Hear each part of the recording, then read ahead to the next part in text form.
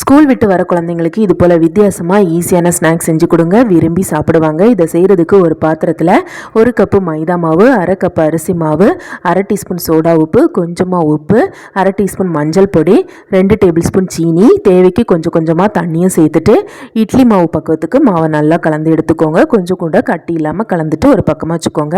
இப்போ 1/2 கிலோ அளவுக்கு கம்பு கிழங்க தோலை உரிச்சிட்டு இந்த மாதிரி கிரீட்டரில் வச்சு பொடியாக துருவி எடுத்துட்டு அது கூட 1 கைப்பிடி அளவுக்கு தேங்காயும் சேர்த்துட்டு 1/2 கப் அளவுக்கு நாட்டு சர்க்கரை, கொஞ்சமாக ஏலக்காய் பொடியும் சேர்த்துட்டு எல்லாமே ஒன்று சேர வர மாதிரி கலந்துட்டு கொஞ்சம் கொஞ்சமாக கையில் எடுத்து சின்ன சின்ன உருண்டையாக உருட்டிட்டு ஒரு தட்டில் வச்சுட்டு இதை ஒரு பக்கமாக வச்சுக்கோங்க. இப்போ அடுப்பில் பணியாரக்கல்லை வச்சுட்டு தேவையான அளவுக்கு எண்ணெயை சேர்த்து எண்ணெயை சூடு பண்ணிக்கோங்க. எண்ணெய் சூடானதுக்கு அப்புறமா ஒவ்வொரு உருண்டையும் மாவில் எடுத்து முக்கிட்டு எண்ணெயில் போட்டுக்கோங்க. தீயை நல்லா குறைச்சி வச்சுட்டு நல்லா செவந்து வர வரைக்கும் பொரிச்சுக்கோங்க. ஒரு பக்கம் செவந்ததும் அடுத்த பக்கமாக திருப்பி போடுங்க. இதை நீங்கள் கடாயிலையும் பொரிச்சு எடுக்கலாம். நல்லா செவந்ததும் எண்ணெயிலேருந்து வெளியில் எடுத்துட்டு சுட சுட சர்வ் பண்ணுங்கள். செம்ம டேஸ்ட்டாக இருக்கும்.